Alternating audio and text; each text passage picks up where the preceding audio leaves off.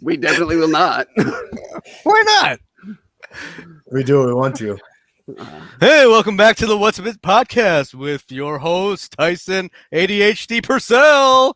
That's right. And Alex, he's on my butt, laughs. I still don't know his last name. Yeah, I still don't know his last name either. I've got 3 or 4 of them. And Jordan, why am I here, darling? Welcome to the podcast. Is Darling actually your last name? It is. Really? Mm-hmm. I just thought that was because you were being like cute. Well, I mean, yeah, you are cute. Both. You're a pretty cute fella. My opinion. Yeah, when I was born, the doctor pulled me out and said, "Darling." How darling. Oh. Darling. This nice. And he pulled me out. I was trying to stay in, and that's a story for another day. Yeah, I stayed in for a month too long. Oh, wow. Really? Overcooked you. Definitely. They I got stuck. So they took me out and I was blue. Apparently that's what I was told. Yeah. Why, like the umbilical cord was like wrapped around you or something? No. I just got stuck. My mom had broken her tailbone or something like that. The doctor didn't know about it, so they couldn't get me out. Oh, geez. It's because of these fucking badass broad shoulders I got. I'm such a fucking man that even as a child, there's like I'm fucking too manly to exit a womb. Nice flex. That's what that was. That's what that fucking is. Oh god. So what's on your mind, Tyson? On my mind. Oh, I know you got a lot on your mind. I always have a lot on my mind. I always got stuff like my mind is not a quiet place. It is a busy place. Lots of things happen in here. Yeah, my mind too. I've been all over the place today. I don't think I grounded myself, and I don't know if you guys do that. You guys ground yourself? Like when you have static electricity and you touch a doorknob? Yeah, I got it. Yeah, sure. When you set your intentions and then you go out into the world with a plan. Oh yeah, that's Is that what it means to be grounded? Is to set your intentions and go out with a plan? Go out with a plan. That sounds more like a suicide bit to me. Like honestly. No, that's going out with a bang. There it is. Well, not for my plan. You're more of a pills guy, huh? No, not at all. Actually, I feel like that would be not certain enough because, if I'm going to put my mind to something, I'm damn well going to be a success, or I'm going to walk away from it, denying that I ever tried. Yeah, what? That's not true.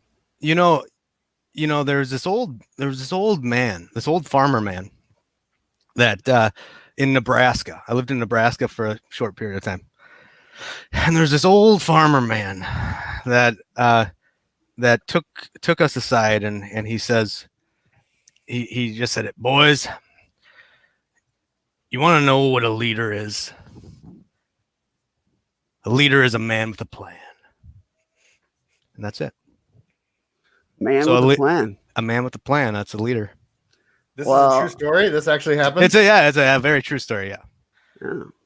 Like in the chat, they said no suicide bits, and honestly, I feel like that needs to be what our topic is tonight. Now, is why we would make fun of this particular detail. I honestly now it's the only thing I can think about is doing a lot of jokes about that particular topic and explaining why.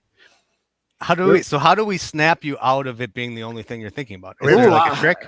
Cool your jets, Turbo. Oh, already we got that. Yeah, everybody needs that thing though, right? Like that kind of snaps you out of it. Like everyone needs to know what that is. Yeah, I think that's helpful. That's my grounding, right? Like maybe someone else can ground me. Yeah. So when you said you didn't ground yourself today, how do you normally do that? And what does that even mean to you? Because I think that means something different to a bunch of different people. Gosh, always true with me, huh? I don't use words correctly. Yeah, I'm not even sure if you know what language is, honestly. I think you just make faces and sounds and hope that people get it. We'll just ask Kevin Pollak what his legend is, and we'll figure it out that way. I usually like to sit quiet for about 10 minutes and kind of think about the things that I'm grateful for, clear my mind, and sort of what my purpose is, and kind of remind myself kind of what I'm here for. And that usually, while breathing in and out, in a dark room, for some reason, helps me go out into the world and not be a crazy person. What do you mean by crazy person? When I say that, what I mean is a person who is fluttering around without sort of a knowledge or an idea of what their main goal is for the day. So it can be anything. It can happen in an instant what your goal is, and it's not planned and could be negative. Could be negative, but it doesn't always have to be, though, right? No, it's not exclusive to, but it don't think that it's always a good thing. Okay. Part of me is being led to kind of dissect certain things there, or like delve into it. Like, would you say that some of the stuff when you ground yourself is that you are attempting to bring mindfulness to an approach or a section of your life, or the energy that you take out into the world, into being more mindful instead of flying by the seat of your pants, or having just operating based solely off of intuition? I would agree with that. Definitely. Go ahead. Is this a new strategy for you? I would say this has been a lifelong strategy that I haven't always participated in. So if I forget to ground myself and I start my day, I sometimes won't even eat because I didn't write it down. Like, that's how like not connected with what's going on I can become. Okay. I understand that. I operate kind of on that level from time to time. Then with comedy, though, you seem to want to just roll with it. You don't want to plan. And that seems to work because the reaction that you're getting is genuine. What you hear is what I hear. I'm not pre-thinking it. That's the quick wit that is my brain, is that I said it and I'm hearing it with you. And so it tickles me too. So like, you know, when I send you a video and you see me go like that, like after a joke, that's because like I'm like, I can't believe I just thought that and then said it without thinking. That's what that move is. Yeah, but those are some of the most hilarious moments too, right? Yeah, I mean, because they're genuine. They're not too thought out. They're what it is. Yeah, but you can think out something to the point and practice it to the point where it seems genuine, right? You can. But I think you also see that in like the third or the fourth take, where it's like by the fifth one or the fourth one, it's like this business where like that spark isn't there anymore. It's like da da da da da da da da da. You can almost tell that I've said it 2 or 3 times, in my opinion. That's an interesting idea. I think that this is a topic that comes up kind of with stand-ups a fair amount, in the aspect of like, you know, when you're first trying out a joke, or you're getting the wording, or you improvise from stage, or you write from stage, and you capture kind of lightning in the bottle in that moment, and you'll have this really great delivery. But then, you know, you record that and you'll try to replicate that later. And a lot of the times, like, successful stand-ups are able to replicate that later. And I think part of the secret to that is understanding that, or they put themselves in this mindset, or at least I would say I try to put myself in this mindset that like the audience that is there is not the same makeup as the audience that was there before. Even if it's the same people, like they're sitting in a different place, they're in a different moment in their life, there's a different energy to the room.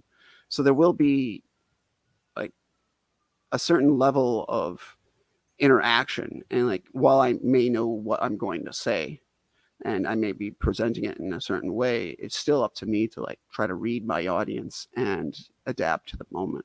And I still may say it the same exact way with the same timing, but I am trying to be in tune with the audience. So I think that that's the part that makes stand-up so easy for me to focus on.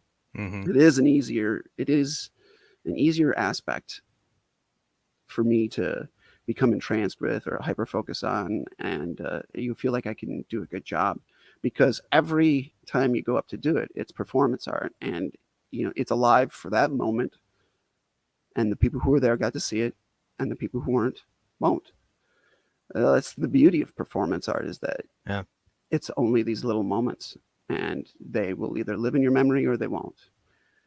So I do like that aspect, but I do understand, intimately what you're saying with having things being in the moment and not not trying to get too scripted, because I mean there are stand-ups like Jerry Seinfeld, who his delivery became like has a particular cadence, because everything that he wanted to do was so precise. And there are a number of stand-up comics that are very, very precise, but they're trying to look like they're not in their delivery. But you could see them do that bit 1,000 times and it would come off the same exact way. And you're like, oh wow, that's the way they're doing it.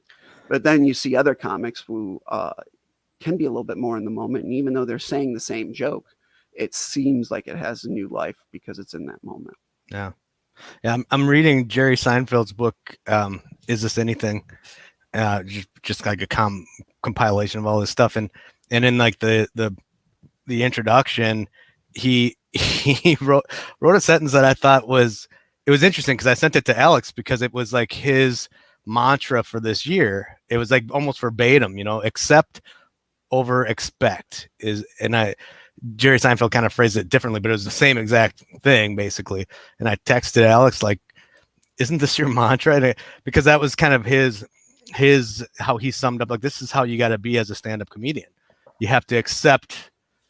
If you go up there expecting something, you're going to have some problems. Where if you accept the audience, you accept and you take it where it needs to go, is where I kind of took from that.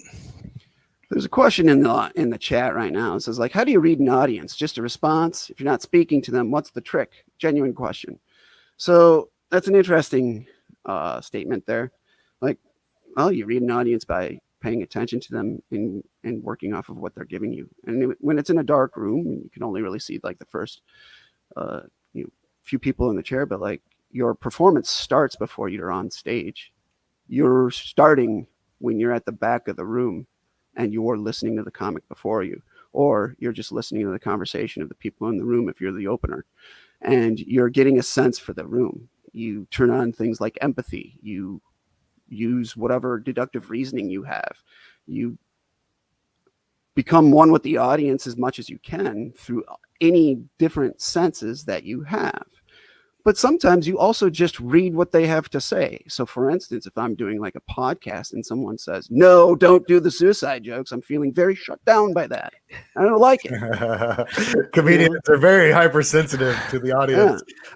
So they can read the audience very quickly. But I also want to say that it starts before you get on stage. You listen to the jokes that work and the jokes that don't.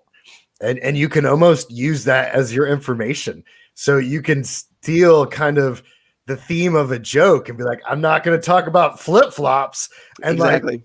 Like immediately they're just on board because they hated that flip-flop joke that the other guy told. And so you've connected kind of on a level where you were both in that moment together that you shared. So it's like there's a trick to reading an audience for sure. It's definitely. What was the flip-flop joke, Alex? What was it? It was basically about how like guys would show up to a comedy club wearing cargo shorts and flip-flops, but like, I'm an adult, so I don't do that. And like half the audience was sitting there in cargo shorts and flip-flops. They're like, that's not funny. That's not a funny joke. So when you get up there, talking about us. Yeah. So that became the bit where it was like, you don't make fun of their flip-flops or else they'll turn on you. So you just note that happened first thing as soon as you get on stage. Like, I like this guy. I don't know why. Well, yeah. I mean, like, I think that like in any instance when you are like performing, like you do have to bring an energy to it that makes it feel alive. So like you can't, like, while there's this aspect of like, improvisation being really, really powerful, or feeling like you're improvising and being in the moment, you can also walk on stage with an edge, or you can walk on stage with like just a silly manic energy. And even though the material that you're going to do may be planned, that energy that you bring up into that moment that resonates with the crowd, that has value, and that is, that's alive. That's part of what it is. And like, if I want to go on stage and not let somebody off the hook, or like say there's somebody who's heckling in the audience before I go up, like, you better believe that like I'm going to be zeroed in on that person in the audience when I take the stage, because I know that they're probably going to heckle me next, and I'm going to be ready for it. And so much so that like, if you get a heckler and you're the comic that shuts them down, the audience is on board with it. And more than that, like the back of the house, like the other comics, they're like salivating when they see the heckler get shut down. So it like, and you have to be able to do that. And that's definitely in the minute. That there is that improvised. We should fix me stumbling over these words post, honestly. There's that energy in the moment. And that can transcend into everyday life too. So like I found when I was having like good weeks of doing stand-up, I was going around talking to everybody, where I was like using that same sort of formula to just start conversations with people that otherwise I'd have just walked right past. So it's kind of like that energy sort of feeds you for a couple days too. Definitely. I don't like it when the comedian like blames the audience though. Like we were at a comedy show, and it was like one of the pre-acts, the openers. Yeah, it was one of the openers. He was the MC actually, and like I was the host. Yeah, the host, and it was a Tuesday night. And great night for comedy. He kept go out for comedy. That's like, true though. Every time his joke bombed, he would be like, it's a Tuesday crowd. And I was just like, dude, it's Tuesday night, but I'll laugh at your jokes if they're freaking funny. Like, stop blaming me for your bad jokes. That's how I felt, at least. Yeah, no, I mean, you're right. It's not your job to laugh. It's his job to make you laugh. But yeah, it's Tuesday night, but I'm here to party, baby. Like it doesn't mean anything to me. That's the funny thing though. Like, the Tuesday crowd wants to be out because they don't have to be, like Friday night, maybe somebody got drug out that didn't want to go out, but like the Tuesday crowds, they had to go. There's a reason they're there. Yeah. Somebody in the office, like, planned an outing at the wrong time. That's the reason. Like, they went out for their sober good time, and they're like, oh, well, like Alphonse over there said that, like, hey, Tuesday night we get in for free. So like that's because it's an open mic, Alphonse. Yeah. So do you guys not ground yourself? Is that not something that you start your day with? Is that not? Do I look like I ground myself? Do I come across that way to you? Do I present that energy to anyone ever? Tyson seems grounded. Sometimes, yeah. Why did your voice go up when you said that, though? That's like your telltale sign. Yeah, sometimes I do that. He does. I mean, it depends on how we're defining grounded, but like you seem to know a lot about some very deep topics. So like, I mean, just even in this podcast, as we talk about some of these heavy things, like you kind of have this. So like grounded, if we're defining it like Alex, like you woke up knowing what you were going to do or something, like maybe not, but if I think grounded differently, like because I feel like throughout the day, you're going to have moments of grounding yourself throughout the day. I think a lot of humans would. At least you can wake up and ground yourself and then walk out the door, but then shit's going to hit the fan before you know it, and then you got to be ready to ground yourself again. And I feel like you kind of know yourself, and so that I feel like is a part of grounding, where you can stop and say, hold on, I know what I'm doing here. Even when you told us to say, cool your jets turbo, that's, I feel like, a part of, I know what I need, I know what I do, I know what I need to hear. Now wait a second, Jordan, we're talking about grounding, not masturbation. Okay, just so like, because like, can't that be a part of it? Yeah, all right. Or wait, is that the bit? Did we already get there? Like we got there a half hour earlier. Like you need to masturbate every day. Is that done? Let's go. Let's go to the comedy club. Let's find out. I know it's good for your prostate. Could very well be the bit though, because that could ground you. That's a way to ground you. Mm-hmm. Now, okay. So, but in answer to your question, Alex, no, I don't take moments out of my day to ground myself. I will react to moments where like I'm clearly losing it or flying off the handle. And I'm like, well, it's time to like, cool the jets or bring myself back or remove myself from a situation. Cause like, I'm not, but like, I think that like, if I tried to ground myself in the beginning of the day, I'm going to set a purpose and like have a moment and meditate and that sort of thing. Like I've done it before, but it's very short term for me. So it would definitely be something that I would have to do throughout the day or take moments to like refocus and that sort of thing.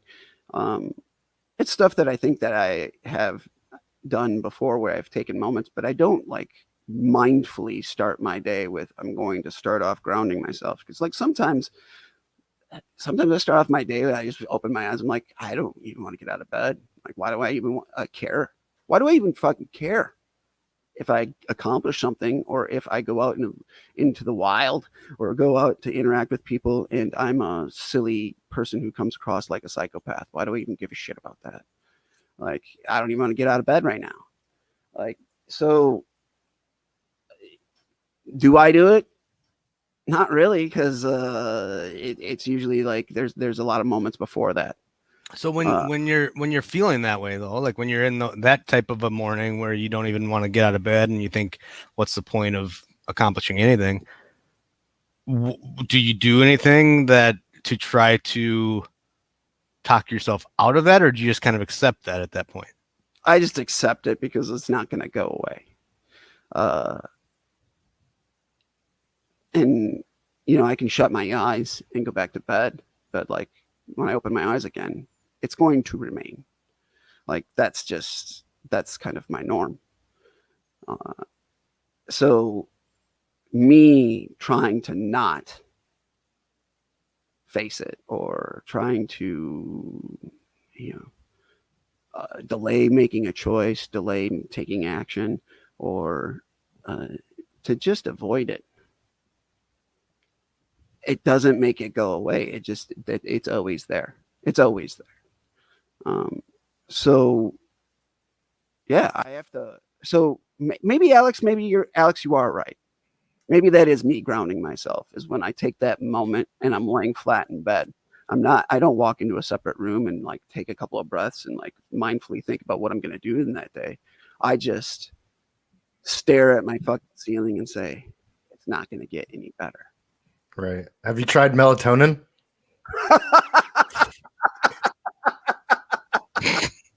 Right. Like, oh, that's such a good.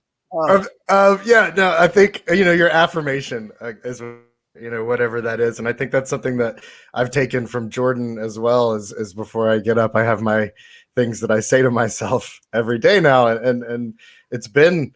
I'm trying to make it habit forming to the point where I no longer have to read it. It's just a part of waking up, like Folgers. Mm-hmm. What's interesting. I hesitate to bring this up because it's something that I was looking into. I don't know enough about Go it. there. I watched a TED Talk on it, so now I know something about it. And there's like a hour and a half long presentation on it too. But it's this girl. What's her name? I'll look her up. But she does a TED Talk on. She's talking about the soldier mindset and the scout mindset. Oh god, and military references. Yeah, military references. But like she's comparing like certain things because like, and it's relative to this topic what we're talking about right now because, the military mindset is to be toxically male. Got it. Sorry, I'm well, gonna heckle the shit out of this. I'm not, Yeah. all right, no, but continue. yeah. I mean, so do you want me to like deal with Yes. you as a heckler then? Someone, get this guy a drink and get him out of here or something. I don't know. That would be your approach to dealing with a heckler. Somebody get him more alcohol. That'll quiet him. Julia Galef, that's who it is, and she talks about a little bit about this idea of so it actually kind of goes a little bit against what Alex you said and what I've said before, where it doesn't go against it. She's just explaining the two different mindsets, and the soldier mindset would be someone who kind of talks themselves into affirming themselves. I am good enough, I'm smart enough, and they go out there and say, and I'm going to go accomplish something. And the scout mindset is the mindset where you're just trying to figure out what's real, what is reality, and so you're looking and you're not trying to talk yourself into what's true. You're trying to just understand what's true. So you're taking in all the information, and so she is an advocate for the scout mindset, that we need more of those in this world, because we've got plenty of people that just talk themselves into saying, I'm this way and I'm going to go do it, rather than just understanding what is true, what's real, and just digesting that information. So then, and there's so many applications to that. So and that's where I think, and there's positives to both in some ways, but Tyson, what I'm hearing from you, it just made me think, I mean, that's maybe kind of the scout mindset, possibly, unless your brain is telling you things that aren't true, unless you're sitting there going, there's no reason to get up. And if you looked at that with the scout mindset, you'd realize there is a reason. Like if your brain keeps telling you that, or whatever keeps telling you there's no reason to, there's probably someone else who could take a broader look and say, hold on, Tyson, I can see 5 things in 2 seconds that are reasons for you to get up and do something. I appreciate that you're bringing that up, because like the discussion of like what's not true and what is, like I think when we spoke about like rejection earlier, it was a couple 3 weeks ago. I brought up rejection sensitivity dysphoria, and I said that sometimes the perceptions are not true. And I think that like I misspoke back then, or like I didn't give my best in the aspect of, it's not that those perceptions are not true, but the perceptions are not at the appropriate value or volume. So I can look at the details of my life and the data that is available to me, and I can see some negative things and the spotlight is on them. But a lot of the good things that I also know are there, they're sitting in the darkness, or they're shadowed. And it is an interesting detail, especially when you try to explain this to other people who don't really understand what depression is. Like people who wake up every morning and they are like, I'm happy to be alive. This is great. Things are going awesome. Or, and like leap out of bed. Like I have some friends like that. And like, when I got I went and talked to my therapist about depression, and he literally said, you need to go find some other reasons to live. You need to make a list. And I went and talked to people, and I asked them, and like some of my friends like that I worked with, they were very straightforward. Like, I've never felt anything like the thing that you're explaining. I just I just get out of bed and things are good. Like I'm just fine. And they talked about like what their reasons for living were, like, a little differently than the way that I looked at it. But I guess what it comes down to is, I'm going to shift topics a little bit in the aspect of like, there's this saying, like, I can't imagine what that's like. Like, I think that that's like, some sort of idiom, or like it's a colloquialism that people will say. And they're trying to say like, I haven't been there, but they want to communicate compassion. But the words that get used are, I can't imagine that. And sometimes I think that that's not the best thing to say. I think the best thing to say there or is that like I just don't understand it. Because sometimes when you say I can't imagine that, I hear I'm not going to try to imagine it. I'm not going to try to see it from your point of view. Because the fact of the matter is just like it's different for me.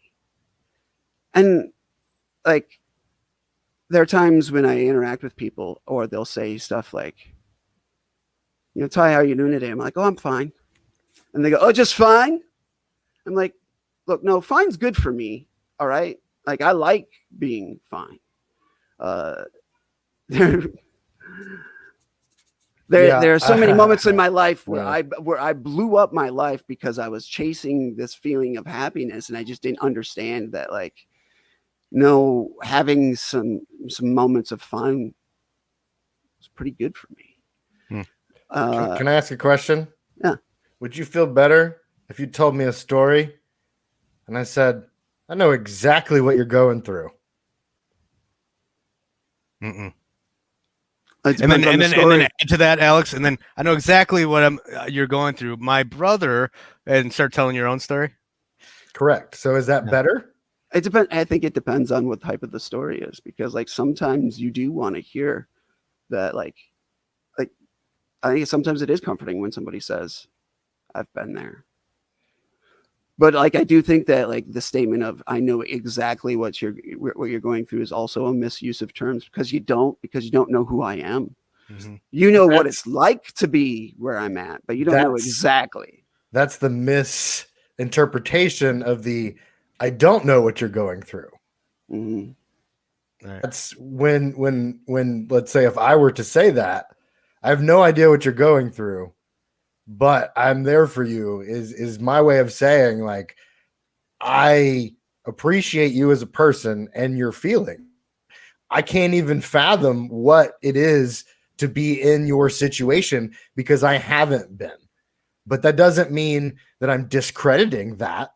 Mm-hmm. It means that I don't want to make you feel like I do know. So I think in both spectrums, there's a misunderstanding of the like intention and how it's received, right? So definitely. And I think a lot of it comes back down to like the things that I harp about a lot is like the absolutes. Like I can't imagine what that's like. Well, you probably can. You just don't. It's like we can just say, you know, sometimes the best thing to just say is like, that sucks. And also that person's probably just nervous and they don't know what to say. So so sometimes people say things because they think that's what you say because it's the first thing that comes to their mind because they didn't ground themselves. And then, and then they say something like that. And so there needs to be grace for that person when they do that. But I wanted to touch real quick back on Alex's question there because to me, there's that other problem with responding with I know exactly what you're saying. And maybe there's some of this built into the I can't imagine that, but it's one of those weird nuances when that other person brings the conversation to them, you know, like that's how it kind of feels sometimes, where maybe if we want to talk about what a perfect conversation would look like in that moment, maybe the response would be simply asking more questions. Well, tell me more about how you're feeling about that. Tell me more about your situation and just letting that person talk about their situation rather than even bringing it to yourself. I don't understand or I completely understand.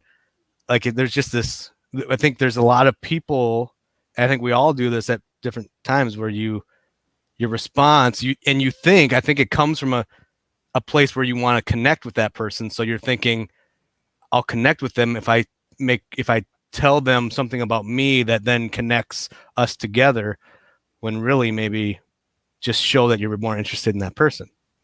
Well, I mean, I think honestly, Jordan, it depends on just how good of a storyteller you are. I mean, come on. Well, sorry. What I mean by that though is like sometimes Get ready, Alex. Sometimes with ADHD, people will, when they hear a story, they will tell a story back. And it's because they're trying to show the similarity of experience, because the way that they experience things is like kind of in a web of emotion or a web of idea, because everything is kind of tangential up in their mind. So I do, when someone tells me a story, I usually tell them one that is kind of similar back, but I do take the approach of like trying to listen to them fully before I start in on my story. And then I will usually bring it back to, the reason I said that is because I felt kind of this way. Is this kind of what you're feeling? So while I do the storytelling, it's in this really kind of long drawn out circular active listening method. Because I do think that like when someone is trying to communicate something, especially like emotions, because emotions are complex and like often words do not suffice to explain them. Like sometimes like emotions are colors that are happening inside our mind, and we can't even begin to put words to it. Or even like a taste or a smell or something like that. It depends on like how we experience our realities. But when I try to like share a story back, it's because I'm seeking to resonate, but I try to do it with some sort of element of like active listening. And I think that that's realistically the most important part of what we're getting to in this little thread of conversation is when someone's taking the time to talk to you about something, you want to feel like they've listened and felt what you felt. So when you say things like, I can't imagine what that's like, or you throw off some sort of idiom, or you some sort of like well-worn statement that you've used 1,000 times before, it doesn't seem like what you were just in was something that was a unique person-to-person interaction. Just like, oh, you're just going to say the thing that you've said to like, Bill over there. And I'm just another one in the group. I didn't know you had a problem. That's news. And Bill had issues. Yeah, well, fucking Bill. I've had problems with Bills my whole life. That's funny. I don't like a lot of Alexes. Like I know, like you're making a joke, but like they're really pushy and have big personalities. I mean, I feel that's a generalization, isn't it? Alexes. I don't know. But actually, now I think about it, I think you're right. They're pretty full of themselves. They're That's all big personalities. They are. Well, I think it's because like deep down you're all Alexanders. Yeah. Your name isn't even Alex, so I don't even know what you're talking about. You named yourself after some big personality. Well, but it's also like, don't we all suffer from the desire to be understood? Like that it makes for a very poor conversation. From? Well, what I mean is by suffering, I mean like if in a conversation if you are only seeking to be understood and not to understand, like, because I think that's where we get caught up sometimes. You got two people talking and it's like, hold on a second, but I just want you to understand where I'm coming from. Well, wait, but I want you to understand where I'm coming from. And then, but if no one is actually seeking to understand the other person, it makes for a poor conversation. It does. I agree with you. See, this conversation's going better already. Mm-hmm. I do agree with you, but I mean, I also like. At what point does feeling supported come into this, right? Because sometimes people will say, "Well, I feel supported just by someone offering a quick little statement," and they're like, "Yeah, I support you." But for me, I don't necessarily feel supported unless the person's actually trying to understand me. In fact, there are times I don't want the support unless you've taken the time to understand me, because I think that maybe it's a waste of your time to try and support me if you don't fucking get me where I'm coming from. Mm-hmm. I don't know. I don't know if that's always the way I feel about it either. Sometimes it is, and sometimes it really isn't. Sometimes I just want a pat on the back, right? I guess I'm a fickle creature. We all are, though. But are we? I think are we so. really? Why do you think that? I think I should say I should say I think we all can be. Okay. But I mean, I do say that. So I do say we all are. But I think sometimes maybe when I say that, it's because I think I am, and I'm hoping that other people are like me. Other people share things like me. So when I feel like I'm messed up, you kind of think, well, isn't everyone messed up? And then if one person stands up, I'm not messed up, then I'll be like, screw you, you're lying. You are messed up. You say, screw you, you're lying. Maybe. Or maybe you just say that inside your mind. I don't know. I kind of feel the same way. I do that too. Yeah, I think the normal would be to not be screwed up, right? I mean, to be screwed up is the normal. Is the person when you find them and they say like, there's nothing wrong with me, you're like, well, that seems like a red flag. So then do we, if that's the truth, if there's a little bit of screw up in all of us, why can't we be more compassionate when people screw up? I think that's because everybody has a range of what their is acceptable margin of errors or problems are. How abusive are you to yourself when you screw up? Oh, that's a good question. So I shouldn't like laugh maniacally there, but that's kind of like, wow.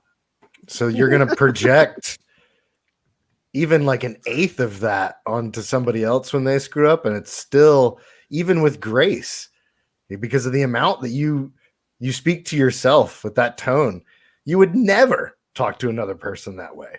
Ooh, that's not my reality. My reality, I would never, I should say that. I would never talk to somebody the way I talk to myself. Yeah, my reality is I talk to myself so goddamn bad that like I'm very accepting of everybody else's problems, because I think my general interaction with people is like, they shouldn't be talking to me because I don't deserve to be spoken to. And then like I was in a relationship once with a woman named Allie. And she said to me, she's like, you never seem to bring up any of the problems that I have. Like I have problems too. I'm like, yeah, but I don't care that they're problems. They don't bother me. And she goes like, because it seems like, you don't care that I'm, that I have anxiety or that I have depression about these things. I'm like, I don't, because like in comparison to like what I'm bringing to the table, I think that I'm the flawed one. So I don't like, why would I bitch at you about this stuff? And she was just like, yeah, but I feel like you're not seeing me. And I was like, oh, well, that was really, good feedback. I was like, well, no, I see you. I see those things. I just don't, Right. I don't want to make you feel bad about that kind of crap. Like I feel bad about enough crap like on my own. Do you think that it's true that people that maybe have a clear understanding of their own flaws are more accepting of other people's flaws? Do you think that's a true statement? Sometimes for some people. That's a good point, though, because a lot of times the things that you find in others that you don't like, it's because it's a projection. That's something in yourself. So if you've found a way to kind of live with your own faults, then you would have an easier, in my opinion, I feel you would have an easier time dealing with other people's faults that were similar to yours. Like, oh, I already forgave myself. You're good. You know what I mean? So it's like, if you've given yourself that grace, which I don't think a lot of us have, then it would be easier to kind of process other people's faults. I'll say this, and this is difficult for me to say because I don't particularly like speaking about some of the things that I'm good at or, qualities that I have. In fact, like I'm not even looking at the camera right now because it's hard for me to do that. But like, it's just like I am pretty good at accepting other people's at least issues with anxiety, depression, like, things that are in the range of like, mental disorders or emotional disorders. I am pretty accepting of that. So maybe in that regard, I have done a pretty good job about like becoming aware and understanding that and being able to notice it in others. Like sometimes people use the term that like they'll say, Tyson, you have like you're an empath, or you have a and I don't really believe that. Like I have empathy, but I have intuition, and I'm able to see what are the things that have happened in my mind. I'm able to see them in others, so I can recognize it. I don't necessarily feel like I do like emotional mimicry or like some of the other things that are like what I consider a true empath to have. So like I have some of the skill set, but I definitely think that it's more about my intuition and where I've been and what I know about myself. So like understanding myself. It's more about that than being able to just, innately pick up on others' emotions in the moment. But I mean, I can do it, but I just don't think that I'm an empath per se. Mm-hmm. I don't know. You're scowling. Like, do you disagree with that, Alex, or what? Your throat closed up when you said it, so I was just paying attention to your visceral response while either convincing us or yourself of whatever you were saying. That's all. That's why I scowled. That's fair. That's fair. I mean, do you think that, kind of bringing it back to what started this whole conversation, grounding, do you think that understanding yourself, understanding your flaws, and accepting them, forgiving yourself from them, kind of so that you can go out into the world and be that way towards others that share those things, do you think that's a piece of grounding, or could be, should be? Oh, definitely. I mean, I know that that's something that is, it's really big for me personally. I know that mindset is something that I try to like do continuously. I know that is one of the things that has made me a better father, for certain. And and thinking about like, the parts of my persona, like I personify like different things in my mind. I've got to split the parts up of Tyson. Because like I don't really like Tyson, but I know that I love Parker's dad, so I've split that part off. And I know that someday the idea is to just put all the different parts of me back together, and like everything that I am will be Parker's dad, and I'll be able to actually finally love myself in the end. But for right now, I still compartmentalize different parts of who I am, but I do understand who all those parts are. So when I go out into the world, I do think about like what those little parts are and how they interact with other people, and it does help me relate. It does help me relate quite a lot. And like for the most part, I am pretty good at like reading and interacting with people because I have all these different parts. So yeah, that is part of the grounding, but that doesn't necessarily make me the most effective human. Well, maybe it makes me a good human, but it doesn't make me the most effective worker bee in society. How about that? So that's the interesting part about grounding is like the people who do it, the people who meditate don't do it because they are well adjusted. They do it because they need the adjustment. So it is kind of this like hand that feeds the other hand, where you don't really need it unless you are kind of fluttering or you've experienced something that you weren't ready to deal with. Yeah, I mean, I think that, and again, I'm going to say, I think that probably all of us, when we understand something in ourselves, we want to go and use that in some sort of positive way. Whether, even if that's just like by recognizing if it's a flaw, you recognize it in someone else and you go, hey, you know what? I've dealt with that and I can help you. Like let me share my experience. Let me share a resource, whatever it is, I can shoulder up to you, put my arm around you and help you in some way, which is actually a beautiful picture of why positive things can come from flawed things, because when you understand that we're all flawed, and like your flaw can, like you figuring out your own flaw and dealing with it can help someone else who's dealing with that same flaw.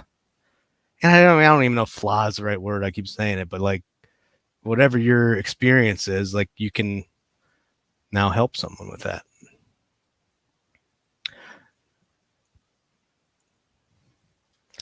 Or just take melatonin and go good. There's a lot of melatonin. That's just the way that it works. For those of you playing the home game, people don't like unsolicited advice. That's the joke. That's the bit.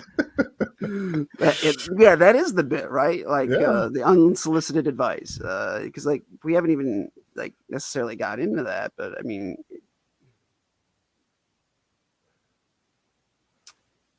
when we start talking, like we're talking about like why and how we interact with people, and like what are our methods and that sort of thing. Like like Alex doesn't like to use words that have meanings. And, no, I like to use words that have meanings. This is not the correct one. His own meanings. Got the Alex dictionary over there. Can you imagine all the people that have come before you who have tried to figure out what I was saying? Like, how did I ever communicate? Is that how Webster even, like, maybe he kept using words and people are like, what do you mean by that? And so that's how he started his book. I'm going to write it down. I'm going to start a website. You guys are going to love it. Come on. A website? How young are you? That is interesting though, because like somebody asked, I think it was on a podcast I was listening to yesterday. They asked like, what is the most used feature on your phone? And I was like, I Google words all day long. Like when I go to use one and I'm starting to write one, I will stop and be like, I know what this word means, and I'm going to use it in this sentence anyways, but I want to make sure I know what it really means. So I'll go check the dictionary reference of it, but then I'll look at the etymology as to where the word came from and how it became a word. Like I like thinking of words as like little people, like, where was it born? Where did it travel to? How did it change? It's like, and then to think that we get to use all of these different things in the way that we communicate, and it's still just a fraction of what we're doing. Can you remember we're communicating to people? Can you remember a word that had a very weird or interesting origin and history? Oh yeah. Yeah. So like one of the words that like I came across that it meant something completely different than what it really did is like the word decimate. Like decimate comes from like what the Latin, like deca, 10. Well, hold on, Alex. First, use decimate in a sentence. It means when you go to the buffet, you're gonna decimate that salad and the toilet afterwards. Exactly right, and that's the way that word gets used right now. But that's not what it meant in history. You're wrong. That's absolutely the way. No, I check Webster all the time, and I'm like, that's not right. Go ahead. What it was it was like a punishment for for the centurions. It's a reduction by 10%. So like if you had the Roman centurions, they had like an army at 100, and if like they screwed up in battle, they chopped the heads off of 10 of the troops. So 10% of the 100 would be decapitated. So that's what decimating it would mean. So, but at some point in time, like some sort of sportscaster or something was like, the Packers have been decimated by injuries this year. And like, yeah, like 10 of their guys had their heads chopped off because they couldn't play on Sunday. But like now it means obliterate. Right. And because it's been misused so much, and we have a language that is alive, that's kind of the beauty of it. That's like that's the silver lining here for Alex, is that English and how we speak, it's living. So these words will take on new meaning, and they will take on the meaning that we give them. So Alex is over here moving the language forward because he's communicating, and he's saying, no, it means this. It really means this. And it will eventually mean that, because that's what he's doing. He's actually taking our language and taking it to a tangential place. Mm-hmm. And here I thought I was the one who embraced change, but I'm the one just like putting the brakes on. I'm like, that's not what that means. You should hear. I don't know those song lyrics to any one song, and I just make them up. So like I do it throughout everything. Like, and I feel like I make them better by doing that. But people think I'm making fun of the song because I'm not singing it. Like, don't sing it if you're not going to sing it right. Like, I don't know the right words for anything. You mean like when you're revved up like a douche? Is that like? Yeah, that's the name of the song, right? Yeah, that's what that is. That's totally what that is. That's what that lyric is. But yeah, So- words are funny. So what's the bit then? The bit is words are funny. That's what it is, right? Like that's the entire bit of the night. Let's see. We started with grounding. We worked our way to masturbating, and then it was unsolicited advice. Yeah, right when we said masturbating was a part of grounding, I think the chat went dead for like 5 minutes, and then they all came back and they were much happier. Trying to prove it. Yeah. Oh, so are you saying that they all went masturbated? Like That's what I'm they were looking tangentially insinuating. They were looking at our face. At least that. I can give it. In the chat said I needed to grow a beard, and I was like, and now I'm feeling triggered by that. Because, Did they really say that? Is that really a thing? like, I can grow a beard just fine. It's just it's like different colors. There's a lot of gray in it, and it just looks like I have mange. And now I'm just gonna obsess about that for a while. Okay, thanks for pointing out my physical problems. Yeah. So what was the bit? I think the bit is that we have our problems and we know what they are and we talk about them and we hope that someone understands, but it's really those problems that we don't understand about ourselves that seem to be the ones that are the biggest hurdles. Yeah. The more you know about yourself, the more you can understand about others. It seems simple. Doesn't seem too complicated. Why is it so difficult? I don't know, man. Maybe if people use words that we understood. Like, Hey, man, that's the bit, man. I think that's the bit. It's like if you can't even talk the same language with someone else, if you're not saying the words that, then you can't communicate properly. that's true. I've never had an emotional connection with like a native German speaker. That's just has never happened. That is true. But that's what it is too. Like when you're grounding yourself, when you're understanding your own who you are, and now you can go out and you can speak the same language with someone. Now you're talking the same thing. Then now you can actually understand them because you understand yourself. Yeah. So the bit is being clear. Yes, the bit is definitely being clear because like what it all comes down to, and I pick on Alex and it's all in good fun, but like the fact of the matter is that like I do feel like I understand you because when we do talk, you are really aware and you're very forward. It's like I don't know if I'm saying the right words, but like I'm like, okay, well then this just means that we have to give him a little bit more time to make sure that we understand what he's saying, and it's always been well worth it. It is. I definitely struggle with conveying information, which is interesting because in my head it's all up there. So why can't you see it? You know, like why don't you know that? Wouldn't that be amazing if everything really was all in our head and then we could just mind meld with somebody to really know what it would be like to be inside someone else's head, to like know what it is to think the way that they think. Like, wouldn't that be like wonderful and also like the most terribly scary thing in the world? Like making a hologram? I mean, like a story for another day. Like where you embody their essence of what their mind is, and like you are them for a few minutes. And like, wouldn't it be scary to find out like if somebody else's mind was just a quiet, orderly place? I would just like, oh no! But wouldn't screaming right now because they're inside mine. By expediting that process, though, wouldn't that take away from the dance of the relationship, the moments where you had to take time to understand someone rather than mind melding with them? I don't know. That's scarily close to we can't really see what the good times are until we've experienced some bad times. And I don't know if I want to go with that kind of concept. I've never, it works. I don't know.